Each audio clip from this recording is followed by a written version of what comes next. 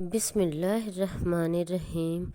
السلام علیکم ناظرین، آج میں جو آپ کو واقعہ سنانے جا رہی ہوں اسے سن کر آپ سوچ میں پڑ جائیں گے اور یہ بھی جان لیں گے کہ تکبر کا انجام کیا ہوتا ہے۔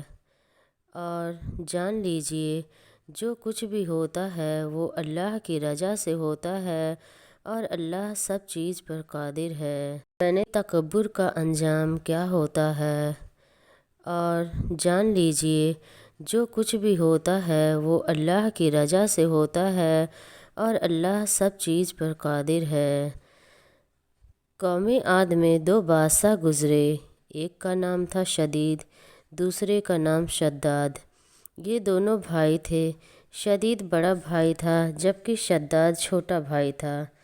قوم عاد کے بارے میں اللہ تعالیٰ نے قرآن شریف میں فرمایا ہے کہ ہم نے اس جیسی قوم دنیا میں دوبارہ پیدا نہیں کی۔ قوم عاد یمن میں آباد تھی۔ حالانکہ شدید اور اس کے لوگ مشرک تھے، شرک کیا کرتے تھے، لیکن کہا جاتا ہے کہ شدید بڑا ہی انصاف پسند تھا۔ اس کا انصاف دور دور تک مشہور تھا۔ اس کے انصاف سے شیر بکری ایک جگہ پانی پیتے تھے۔ ایک دن اس کی عدالت میں دو آدمی آئے اور ان دونوں نے عجیب سے حالات سنائے۔ ایک آدمی بولا، میں اس آدمی سے قیمت دے کر زمین کا ایک ٹکڑا خریدا اور اس زمین پر اب میرا قبضہ ہے، لیکن جب میں نے اس زمین کی کھدائی کی تو اس میں مجھے خزانہ ملا، لیکن میں وہ خزانہ اس آدمی کو لوٹانا چاہتا ہوں کیونکہ میں نے اس سے صرف زمین خریدی ہے، وہ خزانہ نہیں، اس لیے میں یہ خزانہ اس کو واپس دینا چاہتا ہوں۔ دوسرا آدمی بولا، میں نے زمین اس کو بیچی ہے، اس لیے اس زمین میں جو کچھ بھی ہے وہ سب اسی کا ہے، اس لیے یہ خزانہ بھی اسی کا ہے اور میں یہ خزانہ واپس نہیں لے سکتا اور میری سمجھ میں نہیں آتا کہ یہ خزانہ کیوں نہیں لے رہا، کیوں بہانہ بنا رہا ہے۔ شدید نے ان لوگوں سے پوچھا کہ تم دونوں کی کوئی اولاد ہے؟ انہوں نے کہا، ایک کے پاس بیٹی ہے اور دوسرے کے پاس بیٹا ہے۔ شدید نے حکم دیا کہ ان دونوں کا آپس میں نکاح کر دو اور یہ خزانہ ان دونوں کو دے دیا جائے۔ شدید کا یہ فیصلہ لوگوں کو بڑا ہی پسند آیا اور اس کے انصاف کی چرچا دور دور تک ہو گئی۔ حضرت ہود علیہ السلام نے شدید کو ایمان کی دعوت دی، لیکن اس نے سب کچھ ہونے کے بعد بھی منع کر دیا اور شرک کی ہی حالت میں مر گیا۔ اس کے بعد شداد گدی پر بیٹھا۔ حضرت ہود علیہ السلام نے شداد کو بھی ایمان لانے کے لیے کہا اور شداد نے کہا، اگر میں نے تمہارا دین اپنا لیا تو مجھے کیا فائدہ ہوگا؟ حضرت ہود علیہ السلام نے فرمایا، اللہ تعالیٰ تمہیں اس کے بدلے ہمیشہ ہمیشہ کے لیے جنت عطا فرما دے گا اور تم پر اپنی رحمت اور مہربانی کرے گا۔ شداد نے جواب دیا، اپنی جنت تو میں خود ہی بنا لوں گا اور وہاں عیش و آرام کے ساتھ رہوں گا۔ اس کے بعد شداد نے دنیا میں ہی جنت بنانے کا مضبوط ارادہ کر لیا۔ اس کے بعد شداد نے ملک کے کونے کونے میں یہ پیغام بھیجا اور یہ حکم دیا کہ سب کے پاس جتنا بھی سونا چاندی ہے وہ سب کے سب اس کے پاس لا کر پیش کیے جائیں۔ اس طرح اس کے پاس کافی تعداد میں سونا، چاندی، ہیرے جواہرات جمع ہو گئے۔ پھر اس نے ایک خوبصورت جگہ کی تلاش کرنی شروع کر دی اور اسے وہ جگہ بھی مل گئی۔ وہ جگہ ایسی تھی جہاں کی ہوا جنت کی ہوا کی طرح خوشبودار تھی۔ اس نے ایک جگہ پر تمام ہیرے جواہرات اکٹھا کروا دیے۔ ملک کے کونے کونے سے بڑے ہی تیز اور ہوشیار کاریگر بلوائے اور عمارت کی مضبوط سے مضبوط نیو ڈلوانا شروع کر دی۔ اس کی دیواروں کی لمبائی لوگوں کی سوچ سے زیادہ لمبی تھی۔ اس کی چوڑائی اس کے کاریگروں کے حساب سے اس وقت کی سب سے چوڑی دیوار تھی۔ आसमान को छूती थी और उसकी चमक धमक सूरज और चांद की मानिंद थी। जब से ये दुनिया कायम हुई थी, ऐसी इमारत कभी नहीं बनी थी। उसकी दीवारें सोने और चांदी से बनाई गई थीं और छत सोने के पत्तों से सजाई गई। उसके सतून खूबसूरत बिन्नौर से मजबूत किए गए और हर चीज़ बेहतरीन तरीके से सजाई गई थी। और वहाँ की नहरों में रेत की बजाय बेहतरीन तरीके से अनमोल मोती बिछाए गए और वहाँ के पेड़ सुर्ख सोने के फलों से लाद कर मुश्क और अंबर की खुशबू से भी भर दिए गए। जिस वक्त उन पेड़ों से होती हुई सूखी हवा चलती थी तो उस तरफ के रहने वाले लोगों के दिमागों में खुशबू को भर देती थी। शद्दाद ने ज़मीन पर मिट्टी के बजाय मुश्क और अंबर बिछवाए। चारों तरफ लाल सोने से तरतीब देकर सजाया गया। वो जगह सिर्फ देखने में ही खूबसूरत नहीं बनाई गई थी, बल्कि रहने के लिए भी आरामदायक और खूबसूरत बनाई गई थी। वहाँ उसने अपनी मनपसंद माशूकों और परियों को भी इकट्ठा कर लिया था। ये बाग और महल 12 सालों में बनकर तैयार हुए। उसमें पूरी दुनिया के हीरे जवाहरात लग गए।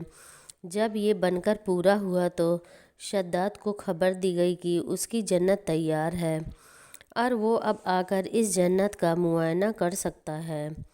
शद्दाद को जब ये खबर मिली तो शद्दाद की खुशी का ठिकाना ना रहा। एक बड़ी फ़ौज को लेकर शद्दाद अपने महल से निकलकर अपनी बनाई हुई जन्नत की तरफ रवाना हो गया। वो अपनी जन्नत को देखने के लिए जा ही रहा था कि रास्ते में उसने एक हिरन को देखा। उसने देखा कि उस हिरन के पाँव चांदी के हैं और सींग सोने के हैं। उसकी आंखें याकूत की हैं। शद्दाद उस हिरन को देखकर हैरान रह गया। जी ललचा उठा। उसने मन ही मन में फ़ैसला किया कि मैं इस हिरन को हर कीमत पर हासिल करके रहूँगा। उसने बिना कुछ सोचे समझे उस हिरन के पीछे अपना घोड़ा दौड़ा दिया। हिरन भागा और शद्दाद उसके पीछे पीछे अपना घोड़ा दौड़ाता चला गया। ये दौड़ बहुत दूर तक चली, यहाँ तक कि शद्दाद की फ़ौज जब बहुत ही पीछे रह गई, फिर उसे एक बहुत ही डरावनी किस्म का घुड़सवार नज़र आया। उस घुड़सवार ने शद्दाद से पूछा, वो इमारत जिसे तू जन्नत कहता है, उस इमारत के बनवाने से तुझे सुकून मिल जाएगा? शद्दाद उस घुड़सवार की बात सुनकर कांप गया। उसने पूछा, तुम कौन हो? वो घुड़सवार बोला, मैं तेरी मौत हूँ। मैं मौत का फरिश्ता हूँ। शद्दाद ने बड़ी ही नरमी और बेचैनी से कहा, मुझे अपनी जन्नत को सिर्फ़ एक बार देख लेने दो, फिर तुम मेरी जान निकाल लेना। मौत के फरिश्ते ने कहा, ये हुक्म दुनिया के पैदा करने वाले का है। उसके हुक्म के बाद मुझे इख्तियार नहीं कि मैं तुम्हें 1 मिनट की भी मोहलत दे सकूं। फिर उसी वक्त मौत के फरिश्ते ने शद्दाद की रूह कब्ज़ कर ली और उसका जिस्म रूह से जुदा हो गया। शद्दाद की मौत के बाद वो आलीशान इमारत और ख़ूबसूरत बागात लोगों की नज़रों से गायब हो गए। तारीख़ की किताबों में लिखा है, अल्लाह ताला ने हज़रत इज़राइल अलैहिस्सलाम से पूछा, ए इज़राइल, तुम मुद्दतों से रूहों को निकालने में लगे हो और शुरू से ही तुम्हारा ये काम रहा है। क्या कभी तुम्हें किसी पर तरस नहीं आया? हज़रत इज़राइल अलैहिस्सलाम ने बोला, मैं तो सब पर ही तरस खाता हूँ। अल्लाह ताला ने फरमाया, तुम्हें सबसे ज़्यादा किस पर तरस आया? तब हज़रत इज़राइल अलैहिस्सलाम ने कहा कि ए अल्लाह, मैंने एक दिन आपके हुक्म के मुताबिक एक नाव को तोड़ दिया था और उसकी तख्ते अलग अलग कर दिए थे। हवा का झोंका आया, नाव डूब गई और नाव वाले बिजली की तरह कुछ ही देर में ख़त्म हो गए। मगर एक औरत जिसके पेट में बच्चा था, उसको हुक्म के मुताबिक फरिश्तों ने एक जजीरे के पास पहुंचा दिया और उसे बचा लिया। जिस वक्त एक लड़का उसके पेट से पैदा हुआ تو ماں بہت پریشان ہوئی۔ آپ کا حکم ہوا کہ ماں کی جان نکال لو اور اکیلے اس لڑکے کو اس کے پہلو میں پڑے رہنے دو۔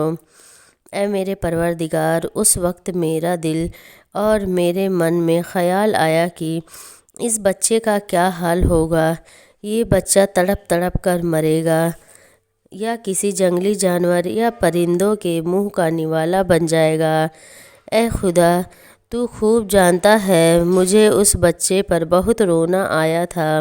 اس کی تنہائی اور بے بسی کو سوچ سوچ کر میرا دل بھر آتا تھا۔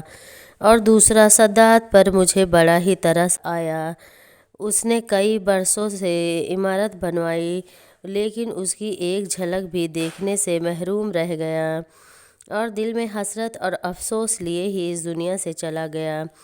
اللہ تعالیٰ نے فرمایا، اے اسرائیل، یہ شداد وہی لڑکا ہے جس پر تم نے پہلے بھی ترس کھایا تھا، اور میں نے اس کی ماں کے مرنے کے بعد سورج اور ہوا کو یہ حکم دیا کہ اسے اپنی سردی اور گرمی سے مت ستانا، اور ہواؤں کو بھی یہ حکم دیا کہ پھولوں کی پتوں کو اڑا کر اس کے لیے فرش بناؤ۔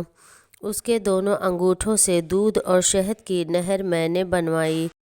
کتنی مہربانی کے ساتھ میں نے اس کی جان بچائی، اسے دولت سے نوازا، بادشاہ بنایا، دنیا کی ساری نعمتیں اسے عطا فرمائی، لیکن پھر بھی ان نعمتوں کا شکر ادا کرنے کے بجائے وہ خدا ہونے کا دعویٰ کرنے لگا۔ اس کا تو یہ انجام ہونا ہی تھا۔ تو دوستو، یہ تھا شداد اور اس کی جنت کا واقعہ۔ اس نے اپنے تکبر میں یہ جنت بنوا تو لی، مگر اللہ کی قدرت کو کچھ اور ہی منظور تھا۔ وہ اپنی بنوائی ہوئی اس جنت کو نہ دیکھ سکا۔ اللہ نے اسے دنیا والوں کے لیے آخرت تک کا سبب بنا دیا کہ اس دنیا میں کسی کو بھی ہمیشہ کے لیے نہیں رہنا، اس لیے ہمیں کسی بھی چیز کا گھمنڈ و تکبر نہیں کرنا چاہیے۔ شداد نے خود کا خدائی دعویٰ کیا اور اپنے لیے جنت تیار کروائی، لیکن آخر میں وہ خود ہی دنیا کے لیے ہمیشہ کے لیے نصیحت اور عبرت بن گیا۔